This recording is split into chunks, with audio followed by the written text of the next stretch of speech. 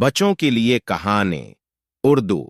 चमकती सितारों की महम। एक दफा का जिक्र है कि जायान नामी एक छोटा लड़का था जो सितारों को देखना बहुत पसंद करता था। हर रात वो खिड़की के पास बैठकर सोचता था कि सितारों के पास जाना कैसा होगा। एक शाम जब जायान आसमान की तरफ देख रहा था तो एक झलमलाता सितारा अचानक बोल पड़ा, हेलो जायान, क्या तुम महम पर चलना चाहते हो? जायान हैरान हुआ। हाँ, लेकिन कैसे? सितारी ने मुस्कुराते हुए एक जादुई रोशनी की किरण नीचे भेजी। जायान उस पर चढ़ा और फिर वो हवा में अड़ने लगा। सितारी ने जायान को चांद के पास ले जाया।